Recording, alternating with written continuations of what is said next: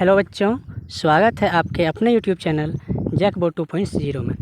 इस वीडियो के माध्यम से क्लास 12 के बच्चों के लिए जो आर्ट्स में है सब्जेक्ट आप लोग कराने वाला है अर्थशास्त्र आने की इकोनॉमिक्स, उसका आंसर को देखेंगे बच्चों। तो आपने 8 जुलाई को रेल प्रोजेक्ट टेस्ट का एग्ज़ाम दिया है ना। तो अगर नहीं एग्ज़ाम हुआ है तो आप लोग देने वाले हैं, तो इस वीडियो को कंप्लीट देखिएगा ताकि आप लोग का सारा क्वेश्चन आंसर आपको पता चल जाए और आपने कितना नंबर लाया कमेंट करके बताइएगा। और हाँ बच्चों, इस चैनल के माध्यम से आप लोग का जो रेल टेस्ट का क्वेश्चन आंसर्स होता है वो ओरिजिनल क्वेश्चन आंसर मिलता है। इसलिए अगर आप लोग चैनल पर नए हैं तो सबसे पहले हमारे चैनल को ज़रूर से ज़रूर सब्सक्राइब करके रख लें। साथ ही साथ असेंबली का भी क्वेश्चन आंसर मिलता है। देखिए बच्चों, यहाँ पे क्लास 12 टोटल मार्क्स 20 मार्क्स का था। अर्थशास्त्र केवल आर्ट्स के लिए, साइंस कॉमर्स में भी इकोनॉमिक्स सब्जेक्ट का एग्ज़ाम है, तो उसका जो बच्चों आंसर है नेक्स्ट वीडियो में मिलेगा। इसमें केवल हम आर्ट्स के बच्चों के लिए बात करने वाले हैं, अर्थशास्त्र इकोनॉमिक्स का। तो देखिए पहला क्वेश्चन क्या पूछा है। पहला क्वेश्चन है कीमत रेखा या बजट रेखा की ढाल व्यक्त की जाती है। तो क्वेश्चन नंबर 1 का राइट आंसर होगा बच्चों ऑप्शन नंबर यहाँ ए बिल्कुल करेक्ट हो जाएगा। अगर आपने ए लगाया है तो बिल्कुल करेक्ट है। आगे देखते हैं क्वेश्चन नंबर 2। क्वेश्चन नंबर 2 में पूछा गया सामान्यतः मांग वक्र संबंध को व्यक्त करता है।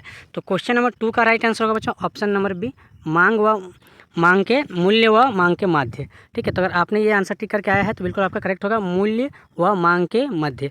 आगे देखते हैं क्वेश्चन नंबर 3। क्वेश्चन नंबर 3 में पूछा गया आपका उपयोगिता की माप की इकाई क्या है। तो क्वेश्चन नंबर 3 का राइट आंसर होगा आपका ऑप्शन नंबर सी यूटिलस बच्चों। ठीक है, तो यूटिलस आप लोग अगर टिक करके आए हैं तो बिल्कुल आपका करेक्ट है। आगे बढ़ते हैं क्वेश्चन नंबर 4।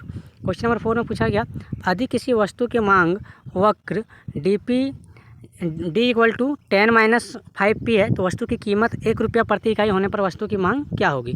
तो क्वेश्चन नंबर 4 का जो राइट आंसर होगा आपका ऑप्शन नंबर डी होगा बच्चों 5 आप लोग का सॉल्व करके आएगा आंसर यहाँ पे। चलिए, तो 4 का डी हो गया। आगे बढ़ते हैं क्वेश्चन नंबर 5 में पूछा गया जब सीमांत उपयोगिता शून्य होती है तब कुल उपयोगिता होती है। तो बच्चों सीमांत उपयोगिता जब शून्य जाती है तो कुल उपयोगिता यहाँ पे आपका अधिकतम होता है। क्या होता है? अधिकतम। तो 5 का आपका करेक्ट आंसर क्या हो जाएगा? सी बिल्कुल सही हो जाएगा। आगे बढ़ते हैं क्वेश्चन नंबर आपका 6। क्वेश्चन नंबर 6 में देखिए बच्चों एक चित्र दिया गया है और इस चित्र को समझ के ऑप्शन आपको टिक करना है। तो क्वेश्चन नंबर जो 6 है उसका राइट आंसर आपका ऑप्शन नंबर सी इकाई लोचदार। यहाँ पे क्या सही हो जाएगा? इकाई लोचदार आपका बिल्कुल करेक्ट हो जाएगा। इस प्रकार बच्चों आप लोग का जो ऑब्जेक्टिव क्वेश्चन है एक क्लियर आपका यहाँ पे 1 से लेकर 6 तक होता है। बाकी बच्चों जो सब्जेक्टिव का क्वेश्चन आंसर है उसको भी इसी वीडियो में मैं दिखा दे रहा हूँ, आप लोग पढ़ के मिला लीजिएगा क्या यही सब आंसर है। ठीक है, चलिए। हाँ तो बच्चों अब आप लोग देखिए सब्जेक्टिव का क्वेश्चन आंसर। सब्जेक्टिव में पूछा गया पूरक वस्तुएं किसे कहते हैं, उदाहरण सहित व्याख्या कीजिए। तो पूरक वस्तुएं वे वस्तुएं होती है जिनका उपयोग एक साथ किया जाता है ताकि किसी भी विशेष आवश्यकता को पूरा किया जा सके। तो मतलब बच्चों जो भी पूरक वस्तुएं होता है उसका जितना भी उपयोग होता है एक साथ कर लिया जाता है। ठीक है, एक वस्तु की मांग वृद्धि से दूसरी वस्तु की मांग में भी वृद्धि होती है। और एक वस्तु का मान लीजिए ए नाम का कोई वस्तु है, इसका अगर डिमांड बढ़ रहा है तो इसका मतलब बी नाम का जो वस्तु उसका भी डिमांड क्या होगा? बढ़ेगा। तो एक मांग की वस्तु से दूसरी वस्तु की मांग भी वृद्धि होती है, इसके विपरीत होते हैं। उदाहरण के लिए देखिए बच्चों जैसे कार और पेट्रोल। कार का उपयोग करने के लिए पेट्रोल आवश्यक है। जैसे मान लीजिए कार अगर किसी के पास है तो उसको पेट्रोल चाहिए ना चलाने के लिए। यदि कार की मांग बढ़ती है तो पेट्रोल की भी मांग बढ़ेगी। तो इससे क्या पता चलता है कि एक वस्तु का डिमांड दूसरी वस्तु पर भी डिपेंड होता है। तो अगर कार की मांग बढ़ती है तो इसका मतलब किसका मांग बढ़ेगा? पेट्रोल की भी मांग बढ़ेगी।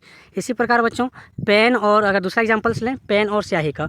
पेन का उपयोग करने के लिए सही स्याही आवश्यक है। यदि पेन की मांग बढ़ती है तो स्याही की भी मांग बढ़ेगी। इसी प्रकार बच्चों मोबाइल और चार्जर का भी उदाहरण आप ले सकते हैं। मोबाइल फ़ोन की चार्ज करने के लिए चार्जर की आवश्यकता होती है। ठीक है, तो इस प्रकार आपका क्वेश्चन नंबर 7 का करेक्ट आंसर होता है। बड़ा आसान क्वेश्चन था। आगे देखिए क्वेश्चन नंबर 8 में पूछा गया मांग को प्रभावित करने वाले कारकों का वर्णन कीजिए। तो ये आपका ऑब्जेक्टिव है। ये सब सारे क्वेश्चन बच्चों जो है 2 नंबर का है। ठीक है, तो मांग को प्रभावित करने वाले कारकों का वर्णन कीजिए। तो मांग को प्रभावित करने वाले मुख्य कारक यहाँ पे निम्नलिखित हैं बच्चों। क्या क्या? पहला है वस्तु की कीमत। किसी वस्तु की कीमत बढ़ने पर उसकी मांग सामान्यतः घट जाती है। मान लीजिए अगर कीमत बढ़ा देंगे, मान लीजिए अभी कोई चीज़ हम लोग एक चीज़ वस्तु खरीदते हैं वो 10 रुपये दाम है। ठीक है, ये नाम का वस्तु है जिसको हम लोग खरीदते हैं 10 रुपये। तो अगर मान लीजिए अभी 5 बिक रहा है, अगर यही वस्तु का दाम 10 के जहाँ 15 कर दिया जाए तो आदमी को थोड़ा महंगा लगने लगेगा। तो हो सकता है जहाँ 5 बिक रहा था वहाँ पे 3 बिकेगा। ठीक है, तो इस प्रकार हम लोग कह सकते हैं कि अगर वस्तु की मांग कीमत बढ़ने पर सामान्यतः मांग क्या हो जाती है? घट जाती है। और कीमत घटने पर मांग बढ़ जाती है। अगर मान लीजिए कोई चीज़ सस्ता हो जाता है तो हम लोग उसमें क्या करते हैं? ज़्यादा खरीदने लगते हैं तो उसका मांग क्या हो जाता है? बढ़ जाती है। तो ये हो गया आपका। अगला क्वेश्चन है अगला पॉइंट से बच्चों उपभोक्ता की आय। उपभोक्ता की आय बढ़ने पर सामान्यतः वस्तुओं की मांग बढ़ जाती है। मान लीजिए किसी का व्यक्ति का आय बढ़ गया, इनकम बढ़ गया, तो इनकम बढ़ गया उसके पास पैसा आ गया तो क्या करेगा? चीज़ें को खरीदेगा तो उसका मांग क्या होगा? वस्तु का मांग बढ़ेगा। तो वस्तुओं का मांग क्या होगी? बढ़ जाती है। जबकि निम्न गुणवत्ता वाले वस्तु की मांग घट सकती है। और जब अच्छा अगर इनकम है, पैसा अच्छा है तो जो क्वालिटी वाला चीज़ लोग खरीदेगा, तो जो निम्न क्वालिटी का है, जो निम्न गुणवत्ता वाली वस्तु है, उसका मांग क्या हो सकता है, घट सकती है। तो इस प्रकार आप लोग को लिखना था। ये देखिए बच्चों, इससे सारे पॉइंट्स आपका लिखना था। टोटल 2 ही पॉइंट्स काफ़ी था, क्योंकि 2 नंबर का क्वेश्चन है, बाकी यहाँ पे भी और अन्य पॉइंट्स दिया गया है। आगे बढ़ते हैं बच्चों क्वेश्चन नंबर 9 में। 9 में चूँकि देखिए क्वेश्चन नंबर पर डिपेंड करता है। मान लीजिए 2 ही नंबर का है ये सब सारे क्वेश्चन। जैसा कि आप लोग को बताएं, अभी 1 से लेकर 6 तक क्या था आपका ऑब्जेक्टिव था। 6 के बाद 7, 8, 9, 10 ये सब जो 4 क्वेश्चन ये 2-2 नंबर का होता है। तो आप 2-2 पॉइंट्स भी लिखते हैं तो आपको फुल में फुल मार्क्स मिल जाता है बच्चों। तो 9 क्वेश्चन में पूछा है अनिवार्य वस्तुओं के लिए मांग की लोच कितनी होती है।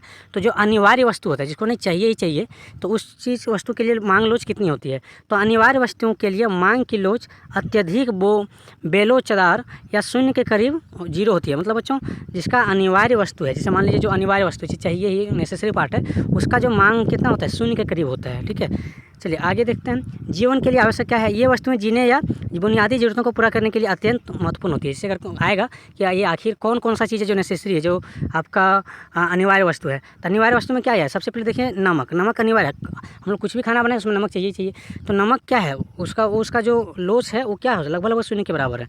जैसे भोजन, दवाएँ, ये सब कीमत परिवर्तन का कम प्रभाव, भले ही इनकी कीमत बढ़ जाए या घट जाए, उपभोक्ता को इन वस्तुओं को एक निश्चित मात्रा में खरीदनी ही पड़ती है।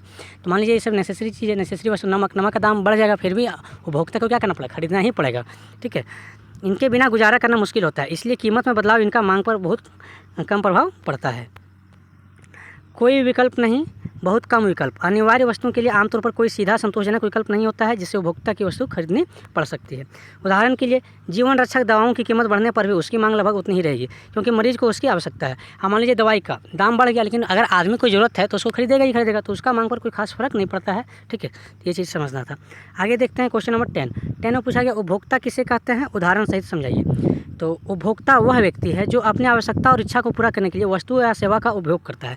मतलब हम लोग मान लीजिए कोई चीज़ खरीद रहे हैं तो हम लोग क्या हो गए, उपभोक्ता कहलाए। तो जो व्यक्ति अपने ज़रूरत को, आवश्यकता को पूरी करने के लिए जिस वस्तु को उपभोग करता है, तो हम लोग क्या हो गए, उपभोक्ता हो गए। अपनी इच्छा को पूरा करने के लिए जो वस्तु को सेवा या उपभोग करते हैं, तो वह बाजार से उत्पाद सेवाएं खरीदता है या प्राप्त करता है, यही क्या कहलाता है, उपभोक्ता। उदाहरण के लिए देखिए, उदाहरण आप लोग एक समझाने का प्रयास करते हैं। एक व्यक्ति जो किराने की दुकान से सब्जियाँ, दालें और आटा खरीदता है, वह एक खाद्य उपभोक्ता है। तो खाद्य उपभोक्ता मतलब वो खाने पीने वाला चीज़ खरीद रहा है, तो खाद्य उपभोक्ता कहलाएगा, उपयोग करता है। वह परिवहन सेवा का उपभोक्ता नहीं है। वहीं पे बात करेंगे एक छात्र जो स्कूल जाने के लिए बस सेवा का उपयोग करता है, तो वह परिवहन सेवा का उपभोक्ता हो गया।